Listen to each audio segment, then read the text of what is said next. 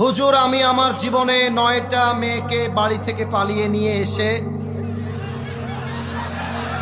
বন্ধুদের সাথে বিয়ে দিয়েছি, কারণ তাদের মধ্যে হারাম সম্পর্ক ছিল এবং তাদের পরিবারের কেউ তাদেরকে বিয়ে দিতে রাজি ছিল না।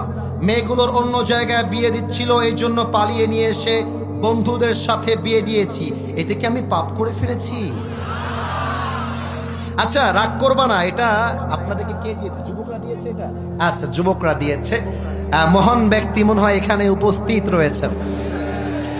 আমি তাকে বলবো, যাকে পছন্দ তাকেই আমাদেরকে বিয়ে করতে হবে যুবক ভাইরা। তবে খেয়াল করবা, কার মেয়ে নিয়ে আসছো সাবধানে নিয়ে আসবা।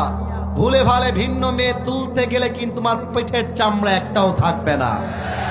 তবে আমার যেটা মনে হয়, পালিয়ে বিয়ে করাটাকে আমি সাপোর্ট করি না, ইসলামও সাপোর্ট করে না। তবে যারা পালিয়ে বিয়ে করে, এরা সাদে সাদে পালিয়ে বিয়ে করে না। আরে দেয়ালে পিঠ ঠেকলে মানুষ পালিয়ে বিয়ে করতে বাধ্য হয়।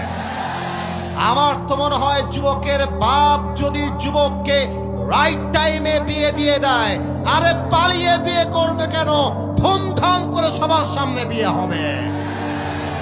এখন দেখা যায় যুবকটা বিয়ে করতে চায়, বাপ বলে তুই তোর নিজের পায়ে দাঁড়িয়ে তারপরে বিয়ে করবি। মেয়েটা বিয়ে করতে চায়, বাপ মা বলে তোর বয়স এখনো 18 হয় নাই।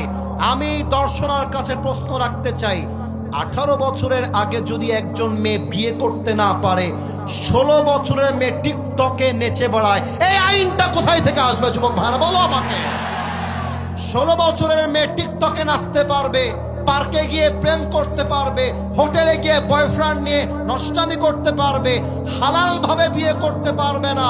এটা প্রমাণ হয়ে যাচ্ছে। পার্লামেন্ট চলছে আল কোরআন দিয়ে নয়, পার্লামেন্ট চলছে পশ্চিমা আমেরিকার সভ্যতা দিয়ে যুবক ভাইরা। আল্লাহ যুবকদেরকে হালাল ভাবে বিয়ে করার তৌফিক দান করে, পড়েন সবাই আমিন।